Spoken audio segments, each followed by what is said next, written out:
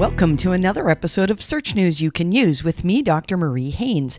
I'm recording this episode on Wednesday, June 12th from a hotel room in Boston. I've just spoken at SearchLove. This is my first time at the SearchLove conference, and it's a really, really good conference.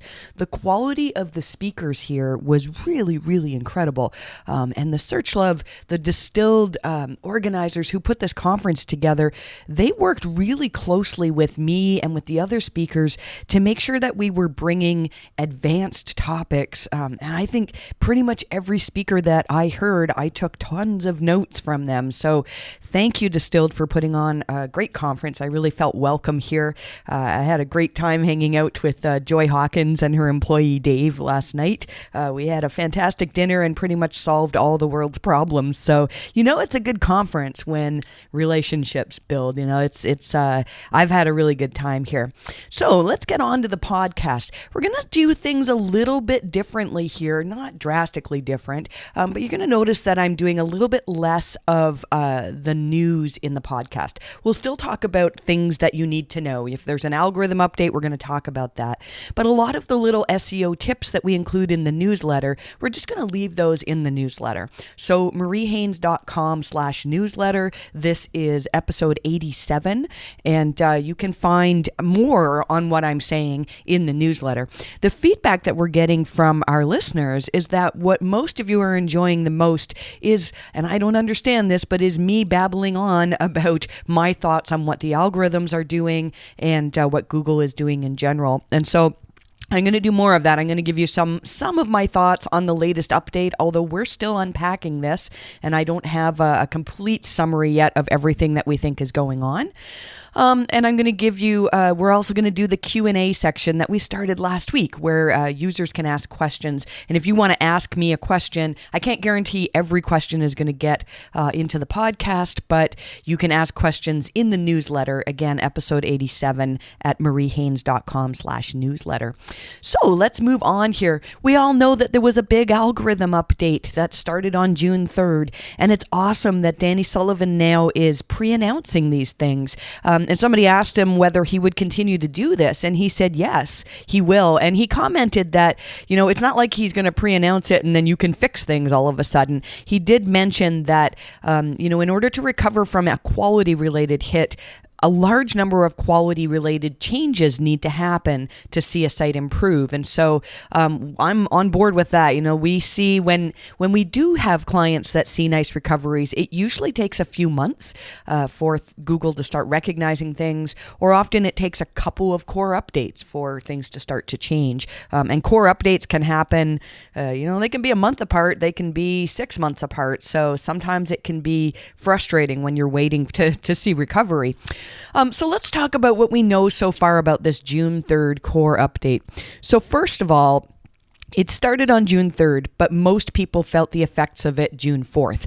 Or a few days later.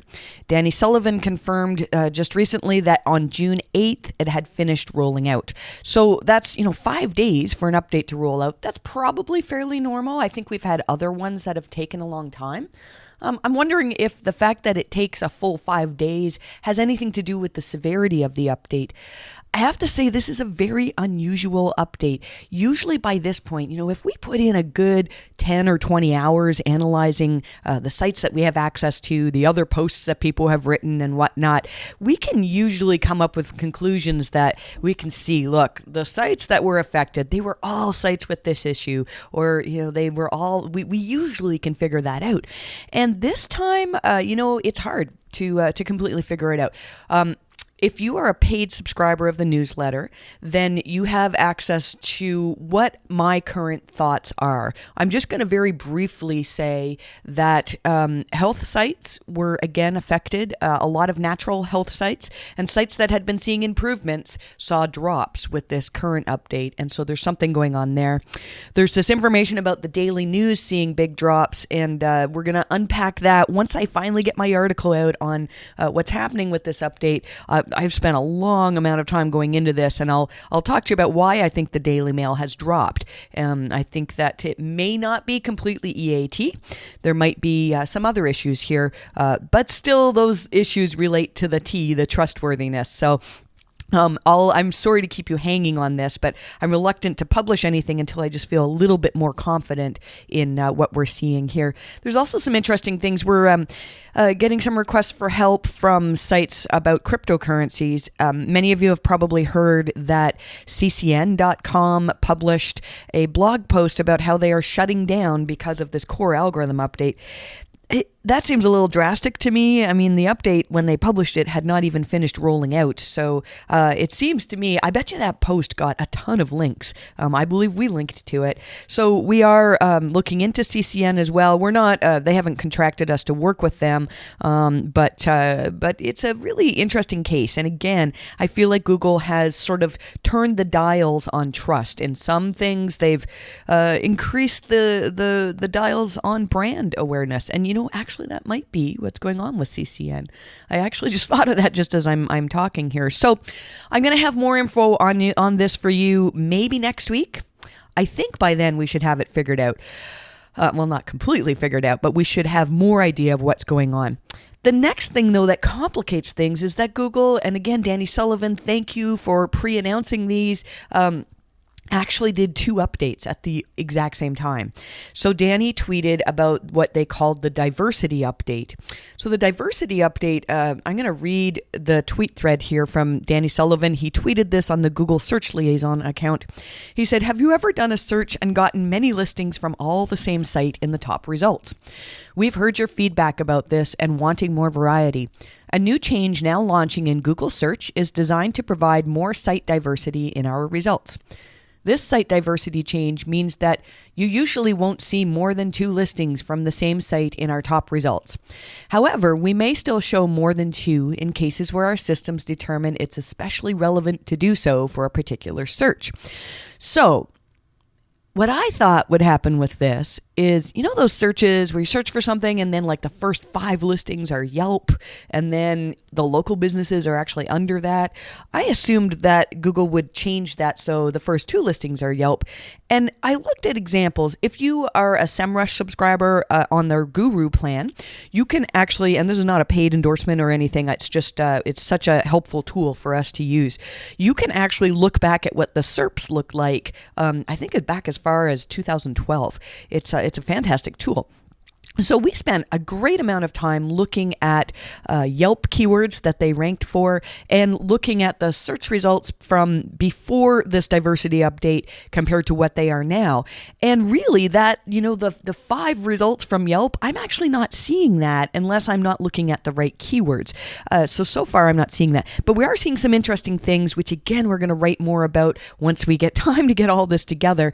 And there are some sites that had multiple listings, but really low down in the page. So for example, one that we looked at was they currently have for one keyword ranking at number 6 and number 7.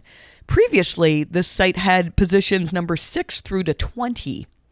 And when we look at the traffic for this site, they actually saw increases. So part of me was saying, how is this possible? If Google removed 18 different versions of different URLs from this website, from the SERPs, how could they see an increase in traffic? And I think what happened was they actually removed some keyword cannibalization, that those 2 URLs that are ranking really well now are more authoritative and they're not competing against their own sites or their own URLs. So we still have a lot more to unpack on this. It's a bit frustrating that they overlap. So again, Danny Sullivan said regarding the core update that it started on June 3rd. The impact started being felt for most sites on June 4th, and it continued to go to June 8th.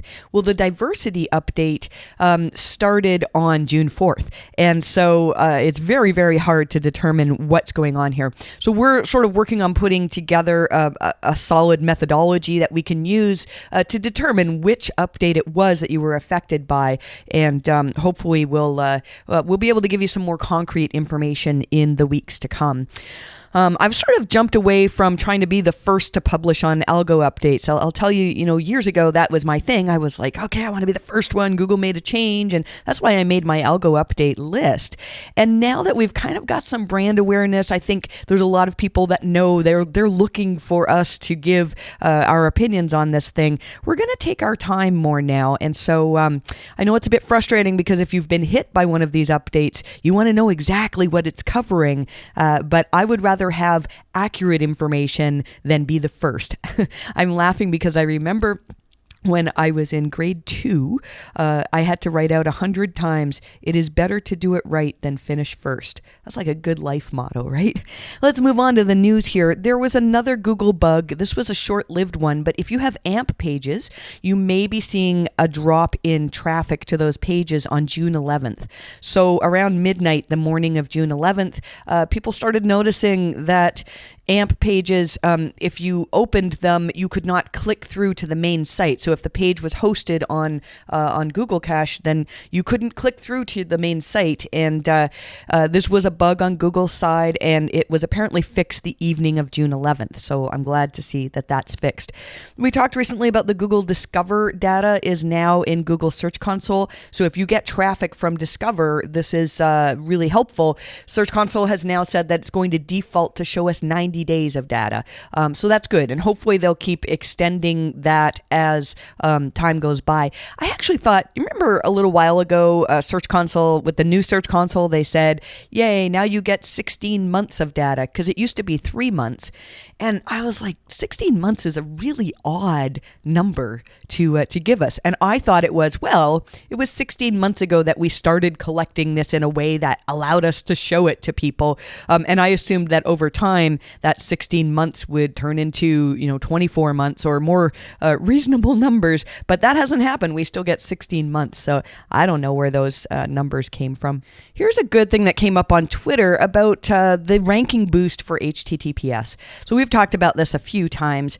If your site is HTTPS, according to Google, that is a ranking factor and you can have a boost. Google has said, though, that it's a very tiny boost. It's probably like a tiebreaker. So if all things were equal and the score for whatever quality Google's looking at on your site is equally the same as another site, the site that is HTTPS will receive a ranking boost, a tiny ranking boost.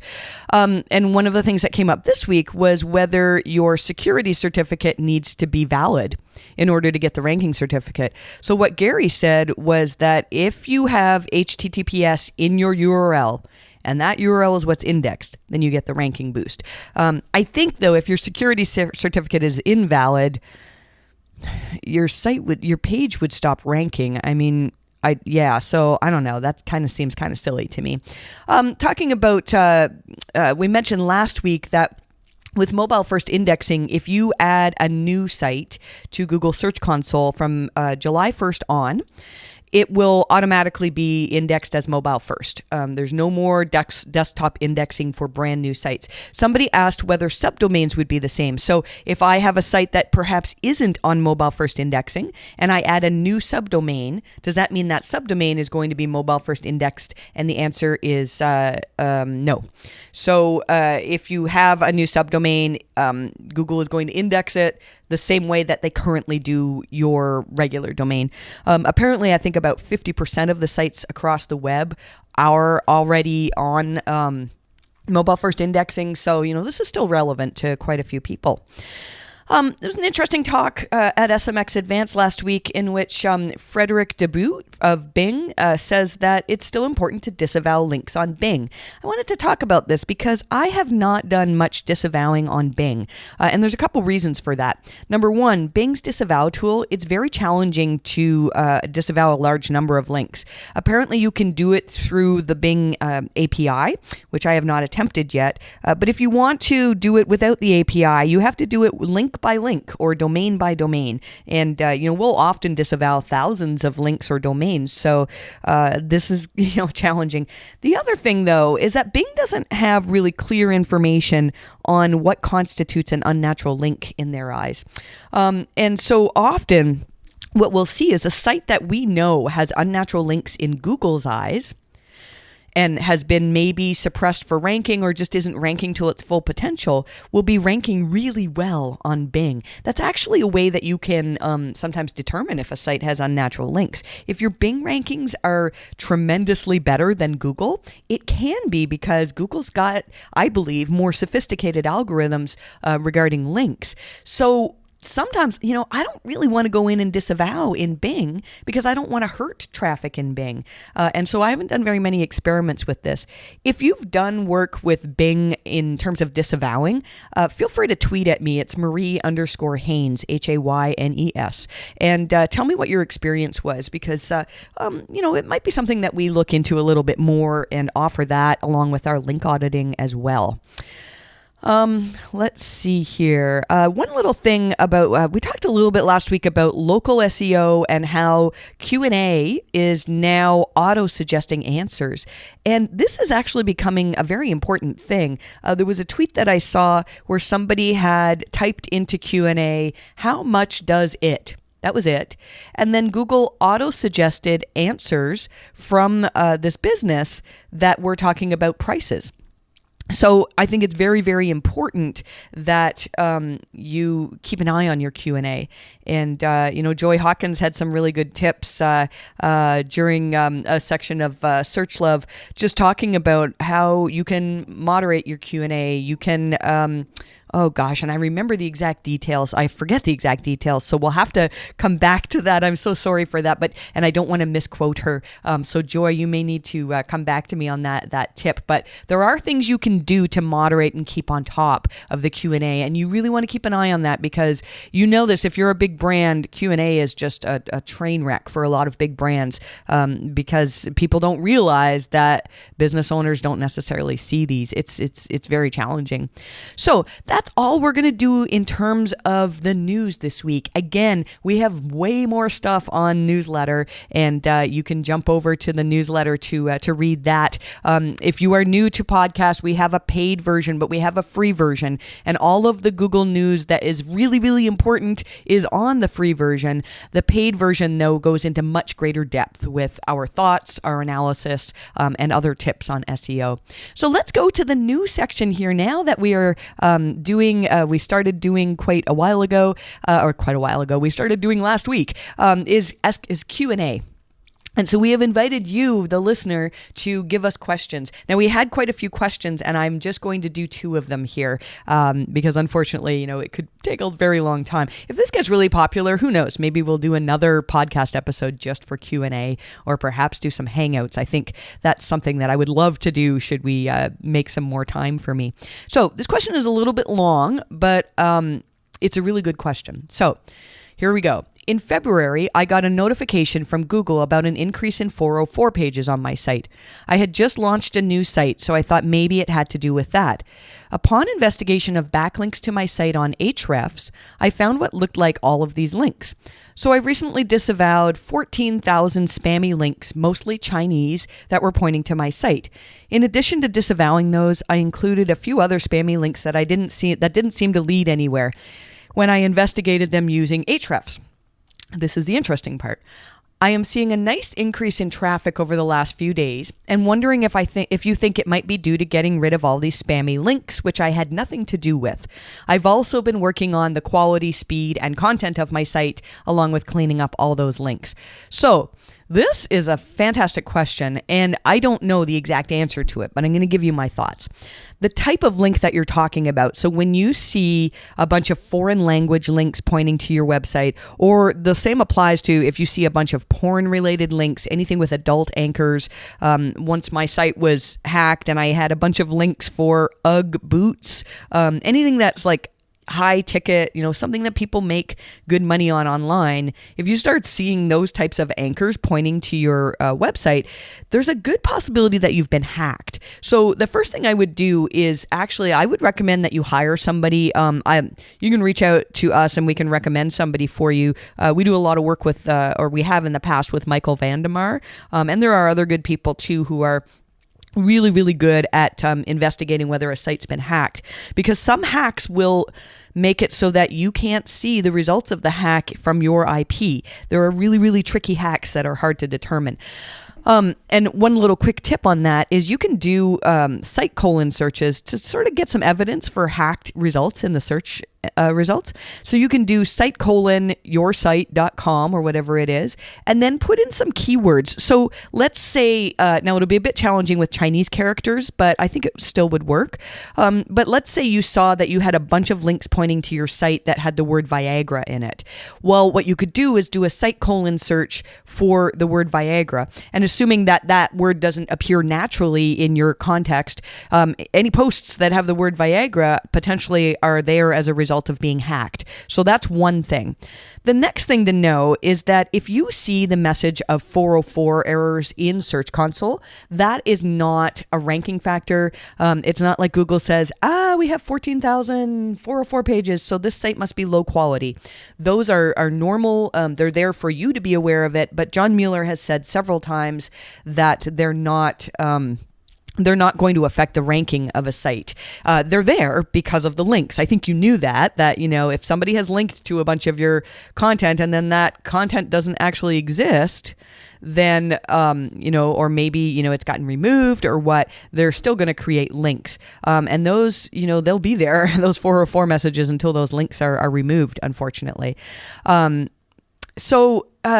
The other thing, though, is the interesting part about the increases. Did these increases you see happen because of this disavow work? My guess is that the answer is no.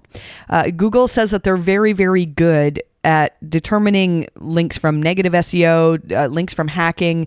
And so if this type of link, if they're ultra spammy, this is not the type of link that we think can either cause a manual action in 2019 or negatively affect your rankings.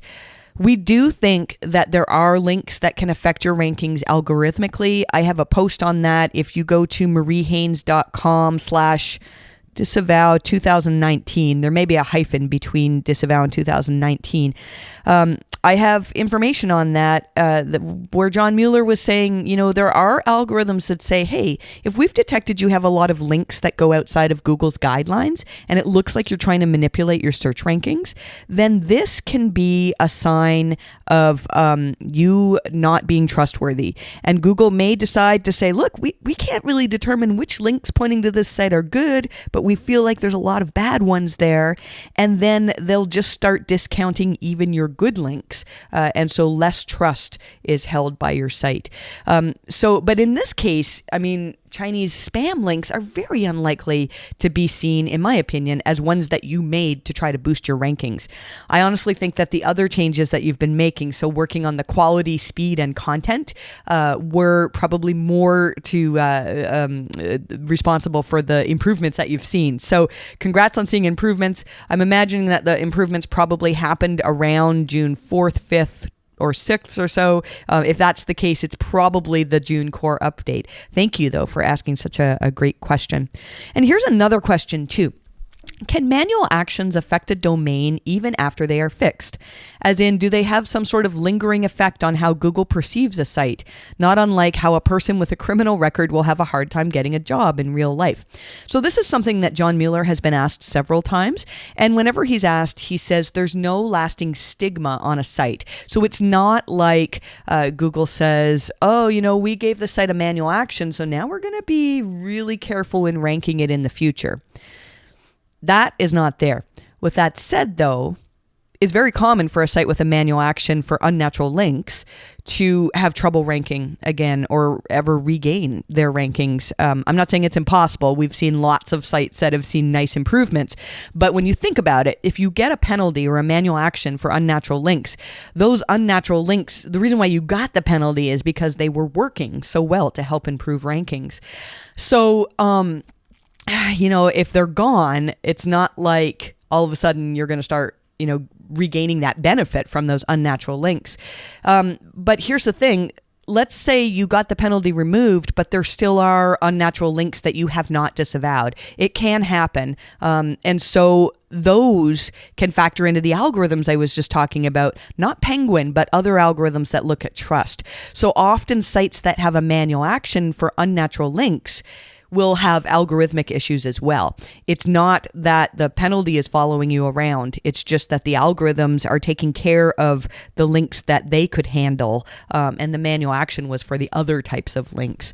So, and then when you talk about things like another example is thin content penalties, when you get one of those, usually that means, hey, you're doing something here that you're producing content on a massive scale and it's actually improving your rankings and we don't like it. So Google will, they can put a very strong manual action on a site. A common reason for this is doorway pages. We also see it in sites where, let's say you have like 100 different pages for, every city that you service, or even 100 different websites for every city that you service. That can cause you a thin content penalty on every single one of those websites. And that's the type of thing that once it's removed, the only way to get it removed is to get rid of these doorway pages or doorway sites. And of course, your traffic is going to go down because you wouldn't have gotten the penalty if they weren't working for you at some point. So again, it's not that there's like a stigma on the site that Google never wants to trust you again, but there could be algorithms that are still distrusting you.